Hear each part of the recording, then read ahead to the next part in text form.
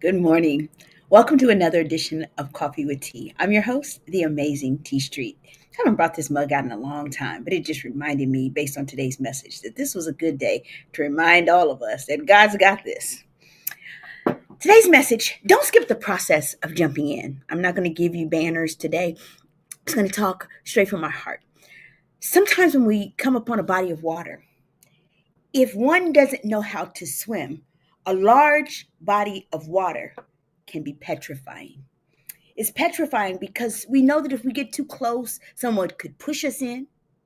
We could accidentally fall in. We could slip in. But at any rate, it's intimidating and terrifying sometimes for us to come upon a large body of water because we don't have the skill set, or so we think, to swim in that water. The same thing is true about our lives.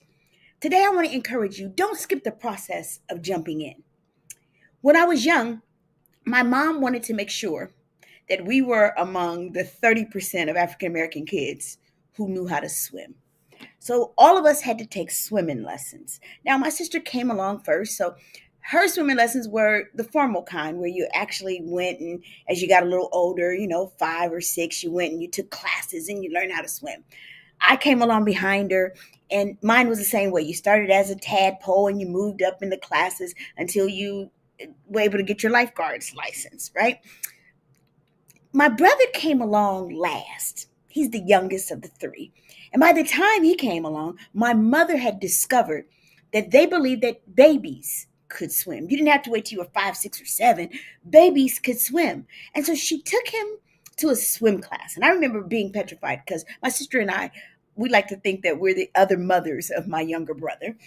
So, we're super hyper protective of him. And I remember the first class, he was a baby, and they threw him in. And I went into panic mode. Oh my God, they gonna kill my baby. They gonna kill my baby. Get out there, somebody jump in. And he went down and he came back up.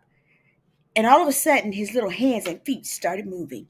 There was something instinctual in him that told him to swim. He didn't have the stroke down.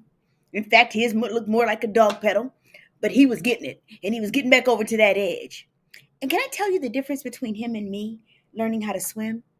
He was never, ever growing up afraid of large bodies of water. It took me a minute because the method that they taught me was you get in the water, you slide in, you don't jump in, you slide into the water, or they lower you into the water. And for days, you would just kick your feet on the side, getting you adjusted to even being in the water. There's something to be said for just jumping in because it took me a lot longer to learn the process of swimming than it took my little brother because he didn't need courage. He just needed somebody to throw him in. Me, there are times in my life when I know that there are things that I'm supposed to be doing, but life feels for me like a big body of water, particularly when it's something that I am not familiar with or I'm uncomfortable with. I stand on the edge of that thing, looking at it like this, like, I don't know. I know that I'm probably supposed to be doing that thing, but today I'm not going to do that thing because I'm scared. Can I tell you? Don't skip the process of jumping into your life.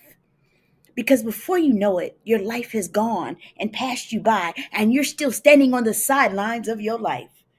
Don't stand on the sidelines of life when you were called to jump in and live your life. I understand that fear is real, or as they say, it's appearing real, evidence of something that appears real. But can I say, it's not just appearing if you're feeling it. But can I tell you, on the other side of your fear might be the destiny for which you're called? I know something about fear. I know that fear is a dream inhibitor. It keeps people from living their dreams. It is not a dream enhancer. So today I just came by to tell you really quickly, whatever you do, don't stand on the edge of the pool kicking your legs when you were meant to be in the middle of the ocean swimming to your destiny. So whatever you do today, don't skip the process of jumping into life. The thing that is in you has already equipped you for the thing that you're swimming towards. Don't stand on the sidelines kicking your feet when you were meant to swim distances. I'm the amazing T Street, but you know what?